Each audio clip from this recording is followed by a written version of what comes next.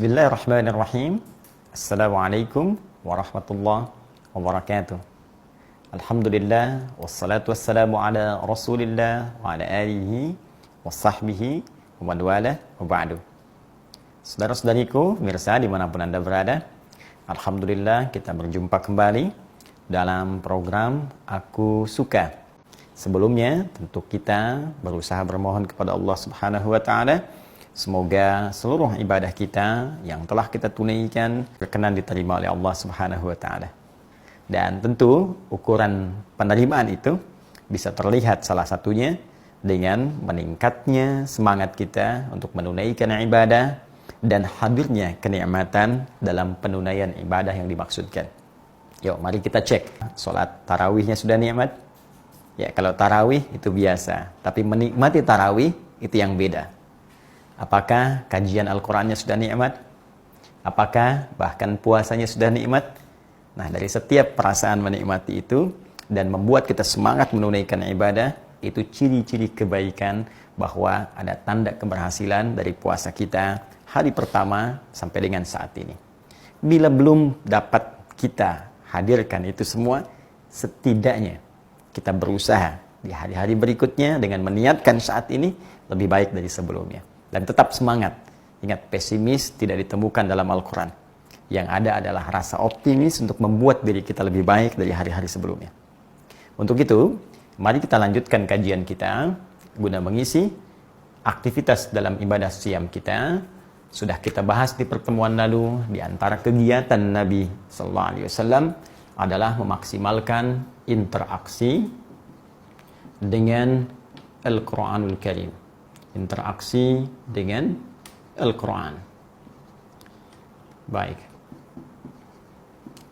Di pertemuan yang lalu, kita telah terangkan dengan begitu detail bahwa Al-Quran bisa kita jadikan sebagai pedoman interaksi dengan 3 jalur utama.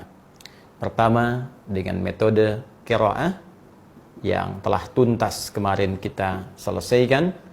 Hanya tinggal kita evaluasi berapa yang telah kita bacakan dari sekian target khatam yang telah kita susun. Apakah yang standar 1 kali selama Ramadan ataukah di atas itu? Ingat, ketika Nabi SAW banyak berinteraksi dengan Al-Quran, bahkan di setiap malam-malam Ramadan dibacakan oleh malaikat Jibril alaihissalam, beliau pun kemudian menyimaknya, mempelajarinya, mengkajinya, sehingga khatam kemudian 1 kali dalam setiap Ramadan, bahkan 2 kali sebelum wafatnya. Dari sejak peristiwa itu, hampir umumnya ulama menyibukkan diri mereka dengan Al-Quran selama Ramadan, mengambil ibrah dari giatnya Nabi SAW berinteraksi dengan Al-Quran. Bahkan saya sampaikan di pertemuan lalu, ada sementara ulama yang sehari bahkan khatam, kemudian 2 kali, siang sekali, malam sekali. Ada yang bahkan tercatat 3 kali khatam, ya, ada yang sekali khatam, demikian seterusnya. Jadi kalau ulama yang baik-baik saja, yang sangat istimewa, yang dekat dengan Allah, mereka hampir meninggalkan seluruh aktivitas umumnya dan mengkonsentrasikan diri mereka untuk dekat dengan Al-Quran. Maka bagaimana dengan kita? Baik. Nah, ini yang kemarin kita telah bahas. Yang kedua, ada juga yang disebut dengan tilawah. Yang kemarin sempat kita sampaikan judulnya, ya, tilawah. Demikian kita tuliskan tilawah. Berbeda dengan qiraah yang pertama, tilawah memiliki keluasan makna tersendiri. Ingat ya, ini penting saya sampaikan karena nanti bahkan dalam terjemahan di mushaf pun antara qiraah dengan tilawah itu memiliki terjemahan yang sama, yaitu baca. Ya, membaca atau kata perintahnya bacalah. Ya, saya beri contoh pada Anda buka misal Al-Quran surah ke-96 Al-Alaq ayat pertama, lalu Anda bandingkan antara bacaan dan terjemahannya dengan Quran surah ke-29 Al-Ankabut ayat 45. Di sini tertulis Iqra bismi rabbikal ladzi khalaq di mushaf Iqra. Demikian. Di sini tertulis di mushaf Utslu ma uhya ilaika minal kitab. Utslu. Demikian. Ini Iqra, ini Utslu. Lalu kemudian Anda perhatikan terjemahannya di dalam mushaf. Maka terjemah Iqra dan Utlu Anda akan temukan memiliki makna yang serupa, yaitu bacalah. Bacalah. Ya. Sementara bila kita telusuri dari segi kebahasaan, Iqra berasal dari kata qara'a yang kemarin telah kita tuntaskan pembahasannya. Kemudian kita temukan masdarnya qira'ah. Sedangkan Utlu berasal dari kata tilawah. Ini ya, tala yatslu, kata kerjanya tala, ya, tala yatslu tilawatan, bersumber dari kata tilawah. Jika dua katanya saja sudah berbeda, mengapa terjemahannya mesti sama? Ya, tentu dalam kaidah bahasa Arab sering saya sampaikan ada kaidah berbunyi demikian. Ya, ziyadatul mabna tadullu ala ziyadatil makna. Jika satu huruf saja bertambah pada satu rangkaian kalimat, maka tentu akan berbeda maknanya dari yang semula. Sekarang bukan sekadar bertambah. Kalau kita katakan misalnya fataha, ya, fataha, ini memiliki arti membuka, ya, fataha yaftahu.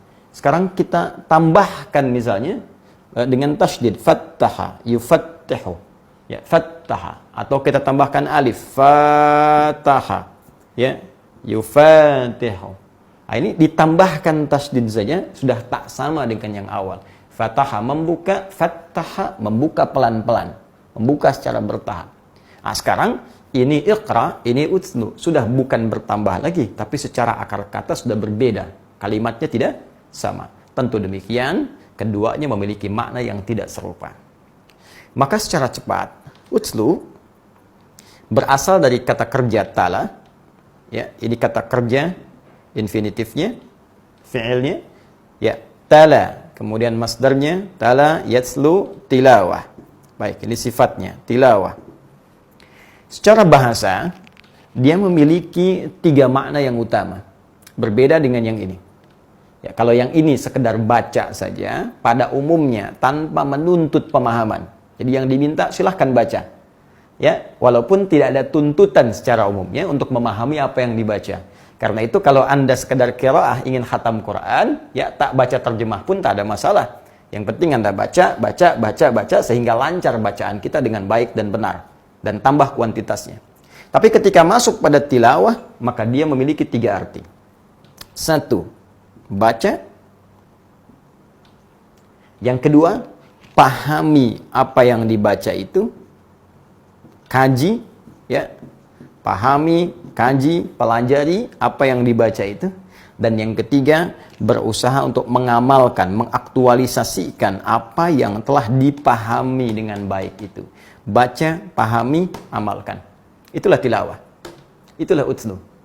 Nah, karena itu yang paling menarik, teman-teman sekalian, dari sini, ayat-ayat yang berbicara tentang tilawah, umumnya meminta kita untuk mengkaji, memahami sesuatu hal sebelum kita kerjakan dalam aktualisasi kehidupan kita. Baik dalam konteks ibadah ritual, ataupun dalam konteks ibadah muamalah secara sosial. Saya beri contoh misal, mohon maaf sekali, ya, perintah tentang sholat, itu kan diawali dengan derivasi kata tilawah, Utlu. Silahkan Anda buka Quran surah ke-29, ayat ke-45. Ya, insya Allah pertengahannya kita hafal, tapi awalnya jarang dibaca. Ya, pertengahannya saya yakin hafal. Kalau saya sebutkan satu bagian, Anda langsung bisa melanjutkan. Ya, innas sholata tanha. Tuh, kan? Langsung Anda bisa lanjutkan. Tapi bagaimana dengan awal ayatnya? Itu kan baru pertengahan. Awal ayatnya, Utlu ma uhya ilaika minal kitab wa aqimis shalah. Innas sholata tanha 'anil fahsya wal munkar. Baik, Utlu. Ya, Allah memberikan perintah sebelum kita menunaikan sholat, sebelum kita melaksanakan ibadah sholat itu, Utlu ma uhya ilaika minal kitab. Ini perintah pada Nabi Muhammad SAW, sekaligus isyarat kepada kita untuk meneladaninya.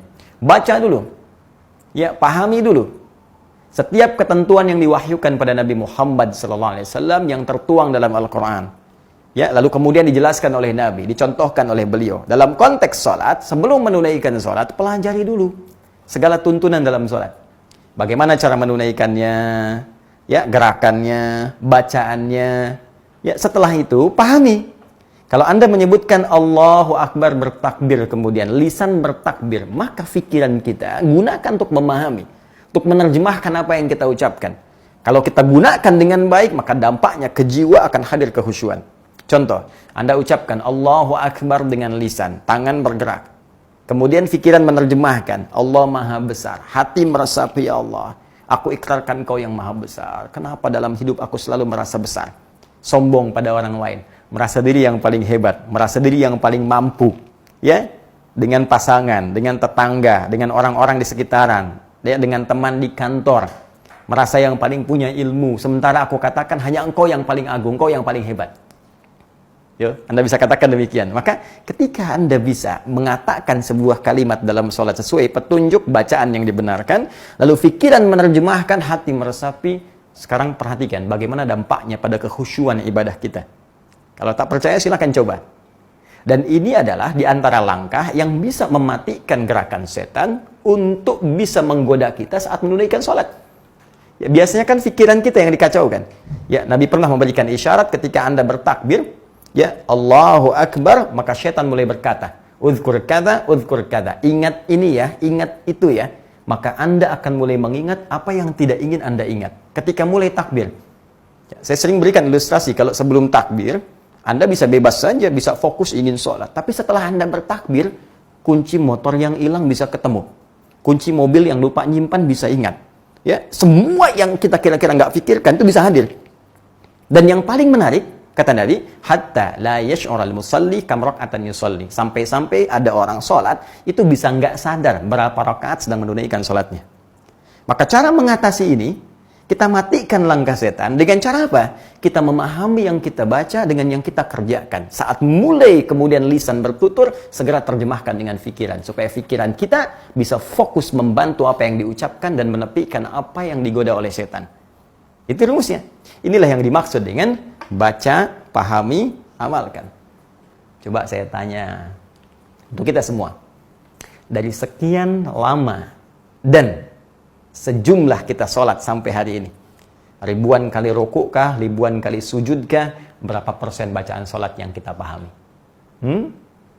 Jangan-jangan selama ini rukuk tidak paham yang dibacakan, sujud tidak mengerti yang diungkapkan. Sekarang bagaimana sholatnya bisa khusyuk kalau kita nggak memahami apa yang kita lakukan?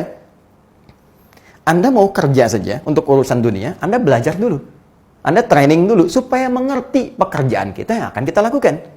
Itu pun hanya sekedar mendapatkan gaji dunia, dibelikan sesuatu, keluar menjadi kotoran, dipakai kemudian menjadi aksesoris kehidupan, ditinggalkan saat wafat. Nah, ini sekarang kita bicara tentang kehidupan abadi di akhirat. Yang katanya pengen surga.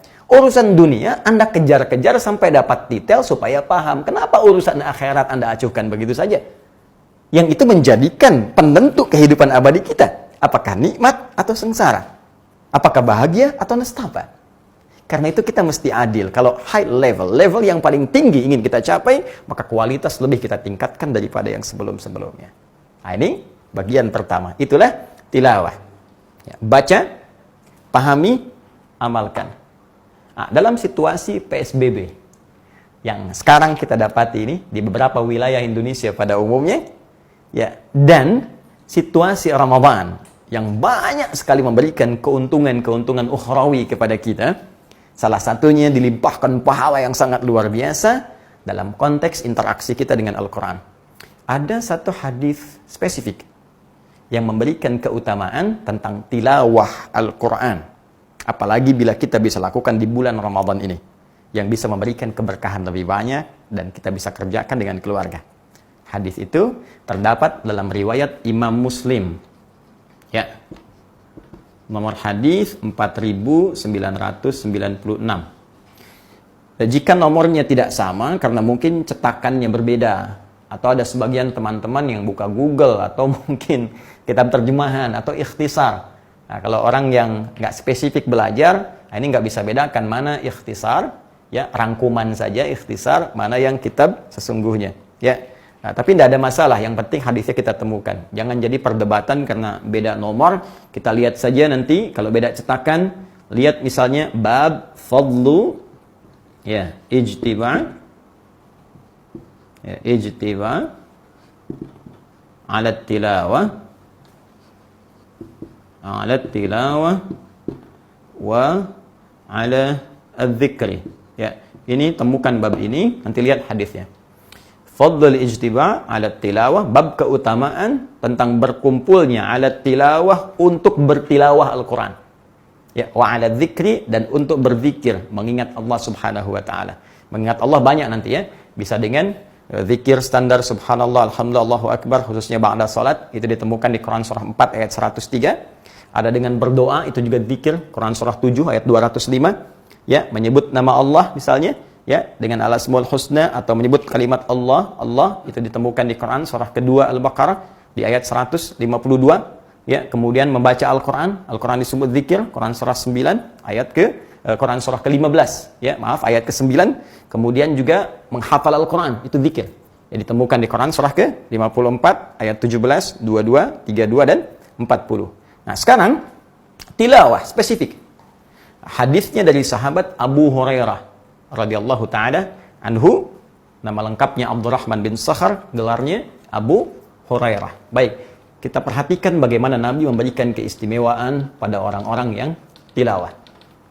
Nabi menyampaikan, majtama'a qaumun fi baitin min buyutillahi, bermakna tidaklah berkumpul sekelompok orang. Kalau kita tarik pemahaman ini, yuk dalam situasi sekarang kita tarik ke rumah, ke keluarga. Ya, sehingga menjadi berkelompok, ambil keberkahannya. Suami dengan istri, ayah, ibu dengan anak-anak, asisten rumah tangga, kumpul mereka.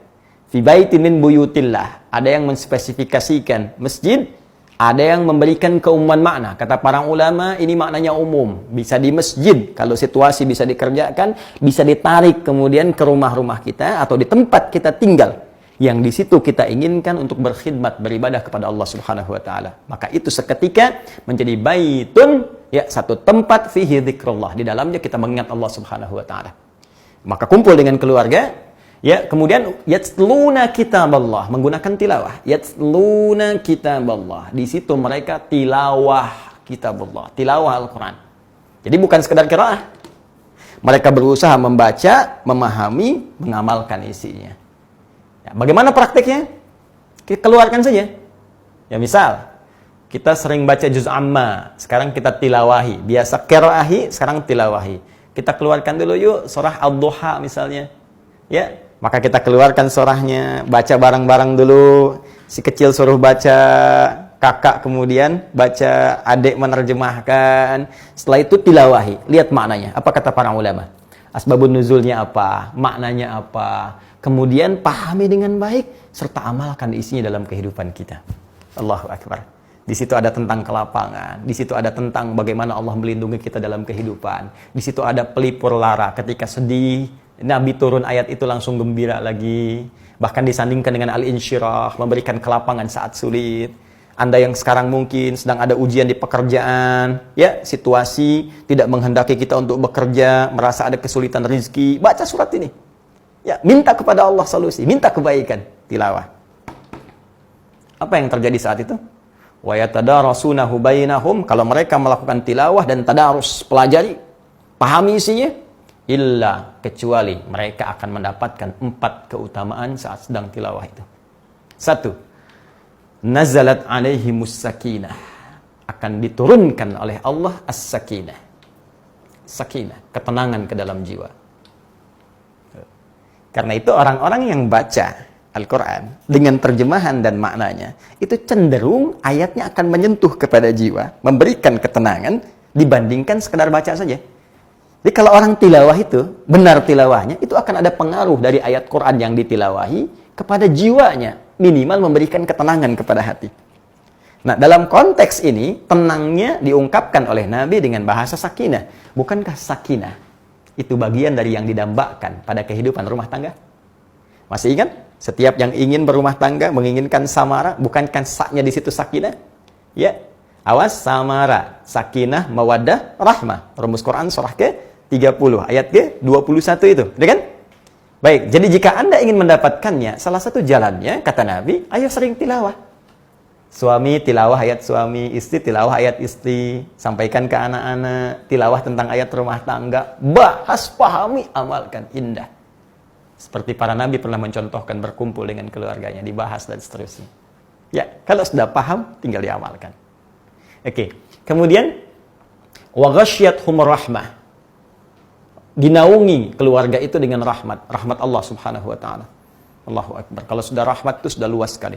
Bisa berarti rizki. Ya, bisa berarti penjagaan dari perbuatan buruk. Ya, bisa berarti penghindaran dari maksiat. Bisa berarti ampunan dari dosa yang sudah berlumur. Ya, anugerah yang sangat luar biasa. Dan konteks paling indah itu surga. Bukankah surga dianugerahkan oleh Allah kepada kita dengan izin Allah atas rahmatnya? Dengan rahmat Allah. Maka bagaimana mendapatkan rahmat itu? Ya, kalau rumuskan begini. Orang ingin ke surga, ya kan? Dengan izin Allah. Surga bisa diraih dengan rahmat Allah. Rahmat. Nah, sekarang pertanyaannya, untuk mendapatkan rahmat ini, seperti apa ikhtiarnya? Nah, ini kita diberi jalan, ayo ikhtiar. Dengan cara tilawah. Keluarkan ayat-ayat surga. Jadikan kurikulum kehidupan. Jangan cuma tuliskan di pintu rumah. Baiti, janati, rumahku, surgaku. Sementara kelakuan orang rumahnya nggak seperti ahli surga. Ya pintunya yang ke surga. Orangnya nunggu di luar. Jelas ya? Nah ini rahmat. Oke, kemudian yang ketiga, wahafathumul malaikah. Malaikat ikut berkerumun di sekitaran kita. Masya Allah. Jadi, dilingkupi malaikat, hadir. Malaikat-malaikat, ya. Dihadiri oleh malaikat. Hanya kan saya sering katakan bahwa malaikat dimensinya berbeda. Tidak serupa dengan kita. Sifatnya ghaib, tak nampak dalam pandangan. Ya, diciptakan demikian terkait dengan kondisi kehidupan kita. Salah satu hikmahnya supaya mudah kita beraktivitas. Bayangkan kalau sedang tilawah, malaikatnya nampak. Sayapnya pok begini. Wah, kena bagian kepala. Siapa ini? Malaikat. Kamu siapa? Malaikat maut. Oh, nggak jadi Anda tilawah. Ya? Nah, maka dijadikan gaib, tak nampak dalam pandangan, tapi keberkahannya banyak. Kalau malaikat sudah ada, Masya Allah, kita berdoa, amin, kata malaikat, dikabulkan oleh Allah. Kita mohon ampunan, kata malaikat, ya Allah ampuni dia, diampunkan. Itulah bagian dari terindah dari tilawah. Dan yang keempat, yang terakhir, wa dzakarahumullahu fiman indah, disanjung-sanjung oleh Allah, ya, di sekitar makhluk yang hadir di sekitar Allah Subhanahu wa taala, sekitar arsy-Nya. Disanjung. Wah, si fulan sedang tilawah, keluarga fulan sedang tilawah. Anda disanjung oleh tokoh di Indonesia saja, bahagianya luar biasa. Anda disebutkan oleh orang-orang berpengaruh, senangnya luar biasa. Sekarang Allah menyanjung-nyanjung Anda. Apa enggak ingin selama hidup pernah disanjung sekali saja? Orang mau disanjung sampai bikin sinetron, tersanjung misalnya kan? Nah, Anda ini ada peluang disanjung Allah. Kenapa nggak dimaksimalkan? Ya Allah, ayo. Hadirkan diri kita, mantapkan tilawah kita, dan hikmahnya bukan sekedar mendapatkan pahala bacaan, karena orang tilawah pasti qiraah, bukan sekedar dapat pahala bacaan saja, tapi dia mendapatkan tambahan seperti diungkapkan ini.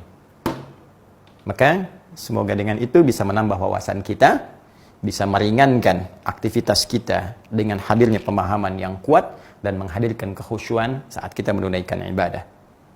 Selain dua hal ini, qiraah dan tilawah, ada bagian yang paling dahsyat. Yang kalau kita bisa siapkan di keluarga kita, maka dia akan menjadi pemimpin keluarga besarnya ke surga, dan dibanggakan oleh semua penduduk langit saat dia masuk ke surga dengan menempati posisi surga tertinggi di hadapan Allah Subhanahu wa taala. Subhanakallahumma wa bihamdika asyhadu an la ilaha illa anta astaghfiruka wa atubu ilaik. Wa akhiru da'wana alhamdulillahi rabbil alamin. Assalamualaikum warahmatullahi wabarakatuh.